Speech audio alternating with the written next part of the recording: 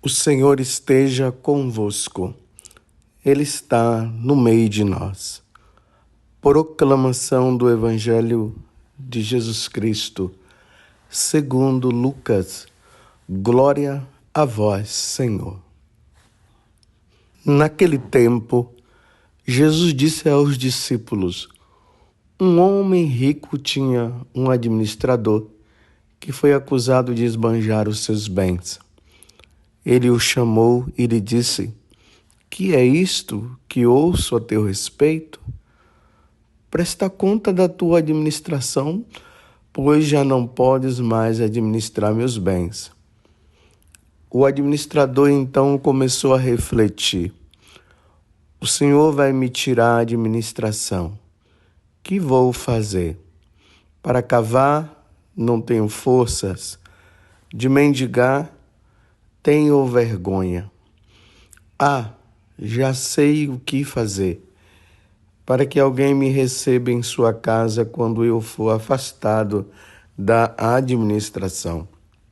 Então ele chamou cada um dos que estavam devendo ao seu patrão e perguntou ao primeiro: quanto deves ao meu patrão? Ele respondeu: 100 barris de óleo. O administrador disse: pega a tua conta, senta-te depressa e escreve 50. Depois ele perguntou ao outro: e tu, quanto deves? Ele respondeu: 100 medidas de trigo. O administrador disse: pega a tua conta e escreve 80. E o Senhor elogiou o administrador desonesto, porque ele agiu com esperteza. Com efeito, os filhos deste mundo são mais espertos em seus negócios do que os filhos da luz. Palavra da salvação. Glória a vós, Senhor. Meus irmãos e minhas irmãs, hoje a igreja celebra São Carlos Borromeu, bispo. Ele nasceu na Lombardia no ano de 1538, depois de ter conseguido o doutorado em teologia. Foi nomeado cardeal pelo Papa Pio IV, que era o seu tio, e eleito bispo de Milão. Foi um verdadeiro pastor da igreja no exercício desta missão. Visitou várias vezes todas as dioceses, ele convocou sínodos e desenvolveu a mais intensa atividade em todos os setores para a salvação das almas. É preciso notar isso. Ele se dedicou inteiramente para a salvação das almas. Eis como é que um bispo ele deve viver nessa expectativa, nesse desejo de salvar almas. Ele morreu no dia 3 de novembro de 1584. Pensamos a São Carlos Borromeu, que se dedicou tanto pela salvação das almas e também pela renovação dos seminários, na dedicação dos ensinos e tudo mais, que ele possa interceder nesses tempos que nós estamos vivendo pela igreja. Hoje nós nos deparamos com um evangelho assim meio estranho, não é verdade? Quantas vezes você já deve ter ouvido este evangelho? Nós já explicamos, nós sacerdotes, e toda vez que se ouve, a pergunta fica: mas por que Jesus está elogiando esse administrador que agiu com desonestidade? Primeiro, ele já não estava exercendo bem o seu trabalho, e por isso o patrão manda despedi-lo. É justo. A pessoa, quando não está fazendo o trabalho que lhe cabe, É justo, então, ser advertido. E depois de ser advertido, se continua do mesmo jeito, então é justo. Se não quer trabalhar, então não vai embora, porque tem uma fila muito grande de pessoas querendo trabalhar. Agora, veja o que é que ele faz. Quando o patrão disse que vai mandá-lo embora, ele começa a refletir. O senhor vai me tirar a administração. O que vou fazer? Aí começa a preguiça por parte dele, tá vendo? Para cavar não tenho forças. De mendigar tenho vergonha. Porque será que ele não tinha força mesmo para cavar? Mendigar ele tinha vergonha. Ah, olha só, já sei o que é que eu vou fazer. Para que alguém me receba em sua casa quando eu for afastado da administração, eu vou chamar as pessoas que têm dívida aqui e aí eu vou arrematar essa dívida da seguinte forma: se ele deve 50, então eu vou dar para ele pagar apenas 30 e assim por diante. Estou usando aqui as minhas palavras para nós entendermos. Aí o patrão olha para aquele homem e diz assim: bandido desperto, hein?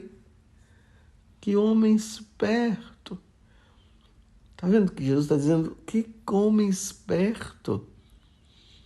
Então, uma vez que ele sabia que ele ia ser mandado embora, então ele chama as pessoas ali, faz essa falcatrua, porque não deixou de ser uma falcatrua que ele estava fazendo, para quando ele estivesse fora, desempregado, ele fosse atrás das pessoas e as pessoas iam ajudá-lo também.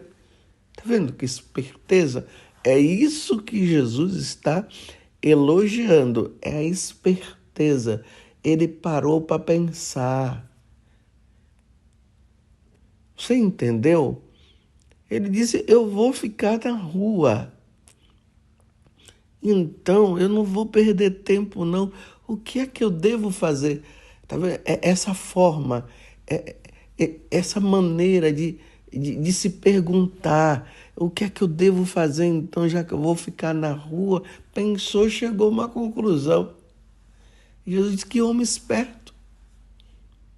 Aí Jesus conclui dizendo, então: os filhos deste mundo são mais espertos em seus negócios do que os filhos da luz.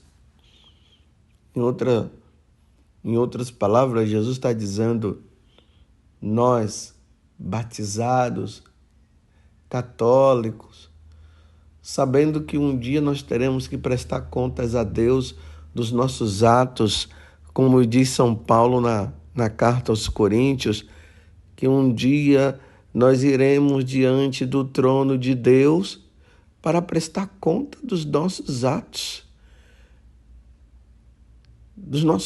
praticados nesta vida. A nossa alma irá diante de Deus para prestar essas contas.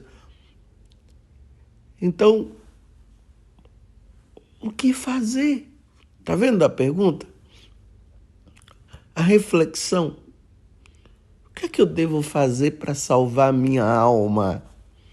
É isso que Jesus está dizendo. Que os filhos das trevas, eles são mais espertos. Eles, já sei como é que eu vou fazer. Então, é assim que nós devemos fazer também. Se um dia a minha alma terá que prestar contas a Deus dos seus atos, o que é que eu devo fazer então? Para quando eu chegar lá, o Senhor não dizer assim: eu não te conheço, afastai-vos de mim, ide para o fogo eterno. Então, para Deus não dizer isso, o que é que eu devo fazer? Aí ficam os católicos, depois de ter conhecido a palavra de Deus, de ter conhecido as coisas que Deus nos ensina, sabendo que num dia nós teremos que ir para o céu e vai depender de como nós agimos aqui na terra. Não fica aí nesse mundo. Ah, tá tudo bem, tá tudo maravilhoso, não tem problema, vamos ficar tranquilos, no final tudo vai dar certo. É assim mesmo? Meus irmãos, não foi assim que os santos fizeram. Não foi assim. Por exemplo, ontem eu estava na paróquia do padre Anderson, aqui da comunidade Canção Nova, em São Paulo. E lá conta a história de Santa Cândida. Era uma pagã. E Santa Cândida, ela teve a oportunidade de se encontrar com São Pedro. Então, logo quando São Pedro foi para Roma, e lá ele foi martirizado, nessa ida em Roma, uma terra de pagão, ele encontrou Cândida. E aí, Cândida ouviu a pregação de Pedro. Pedro usou da oportunidade que tinha para evangelizar. E o que foi que aconteceu? Cândida se converteu. Se convertendo, foi batizada. E aí a família dela também acabou indo. Ela participou da missa celebrada com São Pedro, por São Pedro. E aí São Pedro disse para ela: aproveita, minha filha, e evangeliza, fala, leva outras pessoas para Deus. Tá vendo? É essa esperteza, essa negociação. Então, ela levou o evangelho para outras pessoas e, ao mesmo tempo, ela levou uma vida santa. E aí explodiu o imperador Nero, que começou a perseguir todos os cristãos, onde São Pedro foi morto, Paulo foi morto por ele. Cândida também. Mas antes de Cândida prestar contas a Deus dos atos dela, ela levou uma vida santa. Você compreende? Ela negociou a vida dela, ela negociou. E aqui, meus irmãos, não é simplesmente porque ela pregou o evangelho e outras pessoas foram salvas. É que ela levou uma vida santa. A negociação e a esperteza de nós, batizados, nós católicos, a nossa esperteza é essa. Não podemos perder tempo. Precisamos levar uma vida de santo, e levando a vida de santo, nós nos tornaremos santos e aí nós nos salvaremos. Então a pergunta é, diante dessa história, deste fato que eu acabei de contar de Santa Cândida, que ela de pagã se tornou cristã e de cristã se tornou santa. Isso significa eliminou o pecado da vida dela. O que você tem feito da tua vida? Você tem parado para refletir? E a reflexão é essa que eu estou dizendo para você agora.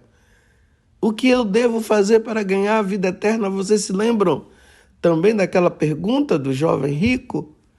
Senhor, o que eu devo fazer para ganhar a vida eterna?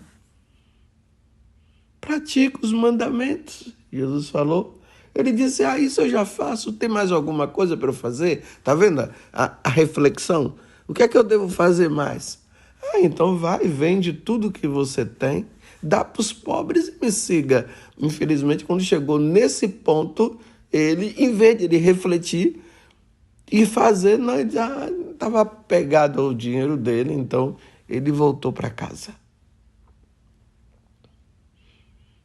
Esse tempo, meus irmãos, é de negociação. Esse tempo, meus irmãos, é tempo de lutar pela santidade. Esse tempo é um tempo de não perder mais tempo. Esta é a reflexão que nós deveremos fazer. Nós não podemos mais perder tempo. E esse pensamento deve estar sempre dentro de nós. Por hoje eu não devo mais pecar. De que adianta o homem ganhar o mundo inteiro e perder a sua alma? Foi isso que Santo Inácio fez com São Francisco Xavier, que também era outro, que levava uma vida totalmente errada. E quando Santo Inácio falou para ele, porque tanto Santo Inácio como ele ainda não eram santos, né? Nós falamos Santo Inácio e São Francisco Xavier porque agora eles são santos. Mas naquele momento em que Santo Inácio já estava negociando a vida dele, ele já estava percebendo que ele não podia mais viver uma vida de qualquer jeito. E começou a viver essa vida santa e viu que Francisco também precisaria, que é o Xavier. Ele jogou essa palavra que devo, de que adianta você ganhar o mundo inteiro, Xavier, e perder a sua alma, até que chegou um momento que Xavier se dirigiu ali a Inácio, que ainda não era santo, e disse para ele, por que você está dizendo isso? E ele, Xavier, de que adianta você ganhar o mundo inteiro e perder a sua alma? Eu vou perder minha alma, nada? Aí Santo Inácio disse, será? Levou ele a pensar. A partir daquele momento, a vida dele mudou. E aí agora ele começou a levar uma vida santa. Foi pregar, pregou na Índia, pregou na China. Quando estava indo para o Japão, acometido de uma doença, acabou morrendo. Mas ganhou a vida eterna. Então, se os filhos das trevas, eles sabem como fazer as coisas para ganhar, até mesmo de forma desonesta, mas eles fazem, porque eles pensam, então, meus irmãos, vamos pensar. Nós, católicos, precisamos pensar, precisamos estar atentos. Um dia nós teremos que ir deste mundo ao encontro de Deus, a nossa alma irá. E o que é que eu tenho feito para salvar a minha alma? O que você tem feito para salvar a sua alma? Não vamos brincar mais. A nossa vida é breve. Pouco tempo resta para cada um de nós também. Pensemos, meus irmãos. Ainda mais que hoje nós vivemos num mundo onde as pessoas não querem pensar mais. Vão fazendo assim, ó. Vai levando a vida de qualquer jeito. Vai levando, né? Já pensou se aquele homem da parábola que Jesus acabou de contar, ele tá bom, ele vai me mandar embora, aí tá bom, aí vai, agora tô na vida aqui, entrei numa situação, acabou, e ficasse ali. Não, ele disse, olha, mendigar eu não vou conseguir não, cavar também não vai dar certo. Mendigar, eu tenho vergonha. Já sei, vou chamar essas pessoas aqui, ó. Vou ajudar elas para depois elas me ajudarem também no momento em que eu mais precisar. Encontrou a forma. Encontremos, meus irmãos, a forma de nos salvar. Vida de oração, penitência, seguimento dos mandamentos da lei de Deus, os sacramentos, boas leituras, leituras da vida dos santos, leituras relacionadas aos ensinamentos da igreja. Não podemos brincar, uma boa confissão. Escreve lá como é que você deve viver. Ah, olha, para eu ganhar minha salvação, eu vou fazer isso. Uma vez por mês eu vou fazer obras de caridade, vou ajudar as pessoas. Claro, devido a tantas coisas que você faz. Tal hora vai ser meu horário de oração. Se você é pai e mãe, eu vou ajudar os meus filhos nesses tempos difíceis. Se você é casado, vai ser fiel à sua esposa. E se você é casada, vai ser fiel ao seu esposo. Eu, como sacerdote, tenho os meus horários de oração, os meus horários de vida com Deus. Quando acontecer de eu ter algum problema com alguém, ir lá e resolver. Você entendeu? Isso é negociar, isso é pensar. Já que um dia eu terei que prestar contas a Deus dos meus atos, então eu vou fazer o possível aqui na terra para que os meus atos sejam bons, que não sejam atos ruins. Tudo isso para ganhar salvação. Se os filhos das trevas sabem como agir, muito mais nós, muito mais eu e muito mais você. Peçamos a Deus a graça de não perdermos mais tempo e de usarmos bem de tudo aquilo que Deus nos dá para ganharmos a nossa salvação. Salvemos a nossa alma. Louvado seja nosso Senhor Jesus Cristo, para sempre seja louvado, e a nossa Mãe, Maria Santíssima.